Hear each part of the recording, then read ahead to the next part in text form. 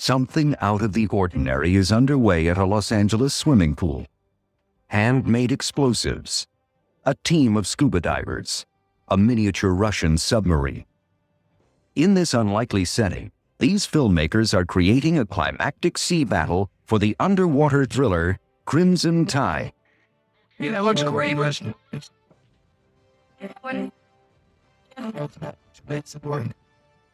Coming up, we'll see how the special effects wizards at DreamQuest Images use specially modified cameras, models, and smoke to create the illusion of an underwater world.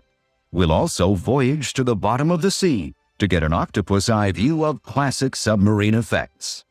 And we'll salute one of the most ambitious deep-sea adventures of all time, James Cameron's The Abyss. It's a journey to the deepest oceans on our planet, where thanks to the effects masters, water is optional. Next on Movie Magic.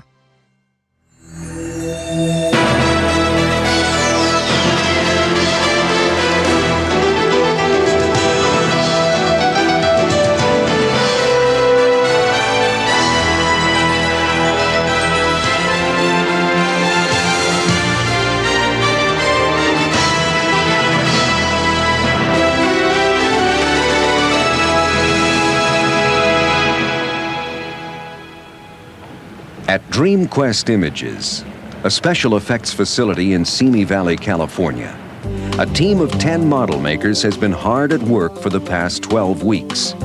The result of their labor is 6 meticulously crafted miniature submarines, 3 Russian Akulas, and 3 U.S. Tridents. These scale models will be integral to the Denzel Washington, Gene Hackman undersea adventure, Crimson Tide. Based on the novel by Richard P. Henrik, Crimson Tide is being directed by Tony Scott and produced by Don Simpson and Jerry Bruckheimer. This team collaborated on another military adventure, Top Gun, which also relied on innovative special effects. We want you to experience our movies as magical, but we want you to believe they're real. And in order to experience them as magical, if you're using effects, if you're dealing in the effects area, you have to believe they are totally real. You can never let the thought cross your consciousness. That's an effect. DreamQuest Images has created remarkable visual effects for such films as The Crow, Total Recall, and an earlier undersea thriller, The Abyss. On Crimson Tide, I think the biggest problem was developing a look. We're dealing with military-type submarines. You know, the Trident submarine and the Akula-class attack Soviet submarine. And for the most part, they're completely black and stealthy. And the depth that they're traveling down, really, there is no light. It's very, very dark. So we have to come up with an artistic way of actually, portraying these very large behemoths. The other thing I think that works against us is the size of these ships. When you look at a Trident submarine and realize that it's 562 feet long and 40 feet in diameter, it's almost 2 football fields in length and 4 stories high. And on top of that, there are no real details that would let someone know the size. So to give the illusion of scale is a difficult task. Very often in miniatures, one of the things that gives away the scale is that everything looks too smooth. It looks like it was carved out of one big block of foam and given a smooth finish. Here, what we did is we actually built up the submarines bulkhead by bulkhead, plank by plank, representing much the same way that the real steel bulkheads and plates are welded on the real submarine. And that left a very slight, almost imperceptible, but still there, ripple effect on the side of the sub that made it look like it was built up out of small parts, made it look much larger. To film many of the submarine shots, DreamQuest chose the effects technique known as dry for wet. As the phrase implies, the miniature subs are photographed on dry land without a drop of H2O in sight. Shooting dry for wet, effects artists are able to create visuals that would be impossible to achieve in water. If you were to, say, place a model in the water and really portray it the way that it should be portrayed, you probably would only see a third of it. And you can't tell the story with that. You can't show a torpedo battle in real life, because the torpedoes are gone within 70 feet. So in order to make you able to see the battle, you need to be able to push that believability. That move is perfect. The dry forward process is using stage models and smoke-filled rooms to create the illusion of being underwater. And depending on the level of the depth of the water that you want to create, it depends on the amount of smoke you put into the room. The more smoky the room, the murkier it looks on film, the deeper it looks like you're in the ocean. For this shot, a miniature trident is mounted on a model mover that sits on a section of track. Nearby, a special film camera is suspended from a ceiling rig called a gantry. Both the camera and model mover are operated by computer, a process called motion control. Effects photography supervisor Scott Beatty programs each move as a synchronized ballet between the model and the camera. The lighting is designed to evoke an impression of the darkest ocean depths. Only the submarine and nearby terrain are illuminated. Okay, that looks just about right. Bring it down just a little bit. The single most important element of the dry for wet process is a thick haze of oil-based smoke, which creates the impression of underwater murkiness. Appropriately enough, this smoke is called murk. We have a system set up here that have laser beams up on the roof that constantly measure the level of the smoke so that when the guys are sitting shooting the sub motion control, they're constantly monitoring the smoke level so that it is consistent throughout the whole shoot. Consistency is the key. This film camera is shooting only 4 frames per second, as opposed to the normal 24 frames per second. With such low light levels and so much smoke needed to simulate an underwater environment, extremely long film exposures are required to keep the entire shot in focus. Dry for wet photography is a very time-consuming process. Here, a time-lapse camera shows 2 submarine models moving through a shot that actually took 4 hours to complete. Finally, on screen, the shot is a seamless illusion. When I watch this picture, I think I'm watching a real submarine from beginning to the end. And I think anybody who goes to see the picture is going to say, hey, wait a second, isn't this real? I mean, didn't these guys get a real submarine and use it? No, we didn't. I think what ends up happening is, as artists, we're always trying to make every frame absolutely bulletproof, absolutely perfect, and that in reality can't always happen. And when we finally get to the point where we can step back and look at the same work ourselves with a little less bias, we realize that what we've created is an absolutely beautiful, solid imagery that helps tell the story for the director in a very dramatic way.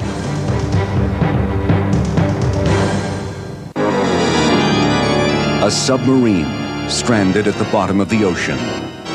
Since the earliest days of motion pictures, underwater scenes have provided dramatic fuel for Hollywood filmmakers. In 1920, Below the Surface told the harrowing tale of an undersea rescue. The illusion was convincingly accomplished with underwater miniatures, created by effects pioneer Harry Oliver. In 1961, a science fiction adventure called Voyage to the Bottom of the Sea helped revitalize the undersea genre.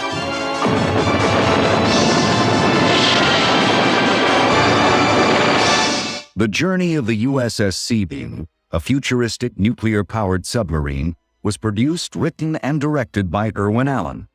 But the film's visual excitement is created in large part by the special effects of L.B. Abbott.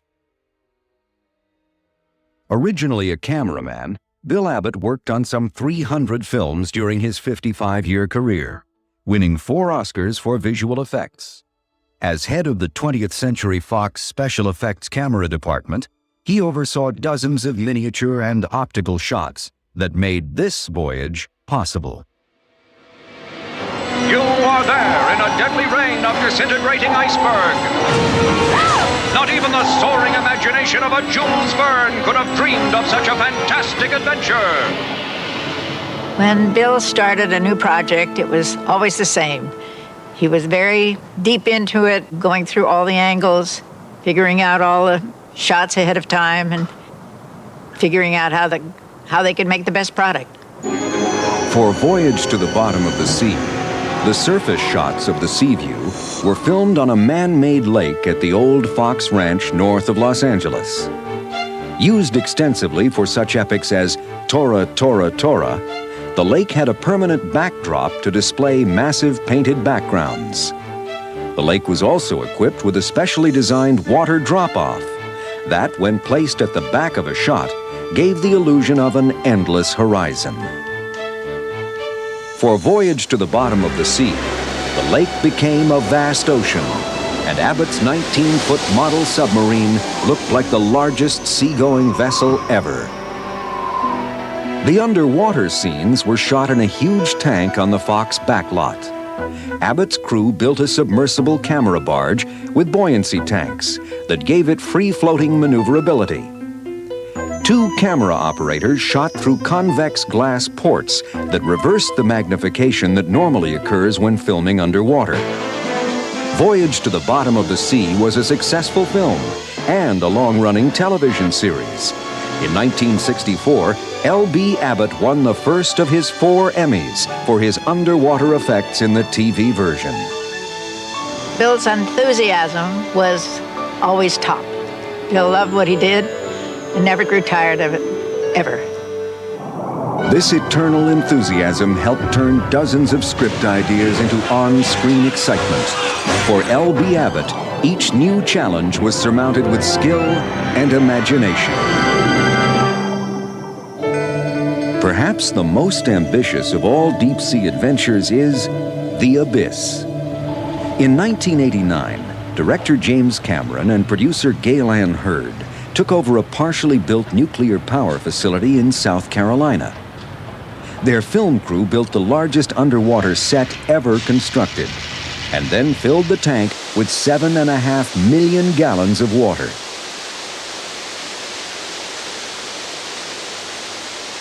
A special camera unit, the Sea Wasp, was developed for fluid-moving shots. A custom-designed video system allowed Cameron to view each take while he was working underwater. It's a degree of sophistication that tends to offset all of the things that are working against you. Because underwater, everything is against you. Communication's against you, safety's against you. There's no such thing as an easy shot underwater. Adrenaline in a 10cc syringe. Some heating blankets. You got all that? Cut. That's a cut. Because of the extreme difficulties, Cameron did not have the time or money to complete all of the underwater shots underwater. For the dry for wet effects work, the filmmakers turned to Dream Quest Images. On The Abyss, the biggest daunting task was how to shoot models in a dry for wet environment that had to cut directly up against wet for wet. That was the most challenging. In one scene, divers and submersibles explore the wreckage of the nuclear submarine Montana. First, an 8th-scale miniature of the downed sub was constructed on a section of deep-sea terrain. The film camera and a 15-foot section of motion-control track were mounted on a rolling platform. This allowed DreamQuest to shoot from a variety of angles and provided the filmmakers with a show-stopping scene. I think everyone admires The Abyss. It's like the 2001 of underwater films. But I think every time we do a film, we're challenged to come up with something new. And that's what makes visual effects fun. We're not stamping out widgets every day. We're here doing prototype work. Coming up in the midships hatch. For this dedicated group of movie makers, research and development was the key to their journey into the abyss. Their accomplishments set the stage for greater deep-sea adventures ahead. Okay, it's all yours, Lieutenant. All right, A-Team. Let's do it. The team at DreamQuest Images chose dry for wet techniques for many of the underwater shots in Crimson Tide. But when the script called for a submarine to implode, there was no substitute for real water. At the Los Angeles Swim Stadium, a crew of up to 60 people has spent the past 2.5 months working in the deep end. The result? Less than 2 minutes of finished film. Before shooting could even begin, a temporary steel and wood structure was built over a large section of the pool. Well, the thing with filming underwater is when you get down past 100 feet, it's dark. The submarines we're filming are around 1,000 feet. Technically, it's black. You can't see anything. And we had a choice. We could either film at night, which would have been grueling in the winter, or enclose the structure. So we can film during the day. Now the weeks of hard work have led up to a dramatic moment. The destruction of a Russian Akula submarine by an American torpedo. The illusion we wanted to give was that it explodes under the tail section, and that rips the whole stern apart, and that begins the catastrophic collapse as the pressure hull begins to implode, and as it gets to the engine center, that blows apart. So it really is an interesting choreography of implosion and explosion. For this climactic scene, 11 separate charges will detonate in less than a quarter of a second. This is the biggest bomb. It's 24 ounces of black powder and phosphorus mix with a real hot core. This is going in the nose. This is the last hurrah. Capturing the massive, exceedingly quick series of blasts on film will require some very special high-speed cameras. 2 photosonics cameras are set to run at 300 frames per second. When the film is later projected at the normal speed of 24 frames per second, the blast sequence will appear to last more than 12 times its actual duration. The cameras are placed in custom-designed 400-pound aluminum housings nicknamed Maytags by the crew. We have to put weight in the side of each housing in order to get it down, because once you seal it up, it becomes a big buoyant bubble, and they'll float. And then we have to put about 400 pounds on the side to get it to the bottom. Each housing contains both a film and video camera. This allows Director of Underwater Photography Jim Dixon to see the shot each camera will hopefully deliver. The underwater explosions look different than explosions in the air. They have a very curious effect. They kind of expand and then they contract on themselves. Practically no one has seen underwater explosions because obviously you'd be dead because of the shock. As the hour gets later, the crew meticulously sets up this split-second shot. 2 Hydroflex underwater cameras are also placed at the bottom of the pool. These will provide additional angles of the blast. Even with a crew comprised of experienced divers and ex-Navy SEALs, the process is time-consuming. I would say the biggest challenge for me and for this whole production is because we're working in water and everything just takes longer. The simple act of moving a light stand takes a command from above and the guy to move it, and then is it okay? Everything just takes forever. That's a big camera. Put your focus at 30 feet, right on the money. Real Trident submarines are nuclear-powered, but this mini-sub is man-powered. Divers have laid a 60-foot track at the bottom of the pool. The sub runs along that track on a low dolly. Braided cable called music wire runs from the sub to a dolly mounted on its own track topside. And 3, 2, 1, go! As this dolly moves, the sub travels exactly the same distance at the same speed. When the dolly hits this micro switch, a computer will trigger the lightning-quick sequence of blasts. Since the explosion is potentially dangerous, the dolly will be pulled by 6 crew members outside the pool structure. But explosions alone will not simulate an authentic underwater destruction. What is needed is an implosion effect as the ruptured submarine collapses. This model has been loaded with 6 large glass jars, which will be pumped down to near vacuums at the last minute. When small detonators break the jars, water will rush in to fill the vacuums, thus imploding the model. The sub shell is made from 1/32-inch lead, especially used for its soft pliability. Finally, everything is nearly ready. The sub is in place at the bottom of the pool, loaded with vacuum jars and a stockpile of explosives. As the pool area is cleared, the air from the jars is suctioned through an umbilical cord. Now, weeks of hard work have led up to this moment. Camera speed! Propeller speed! 3, 2, 1, pull!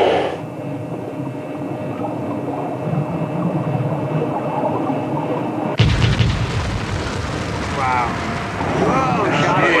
The video playback monitor confirms the shot is a complete success. All right. The film is now transferred into a specially designed computer program. digital effects supervisor Dan DeLue fine-tunes film images. He can add, subtract, or manipulate parts of a picture to increase the sense of realism.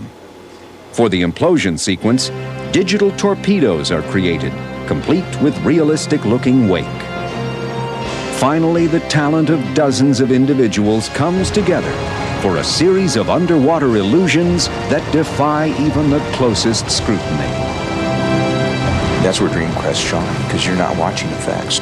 You're not aware of it. You, part of the audience, are on that submarine, and that's a real submarine, and those are real torpedoes that are threatening your life.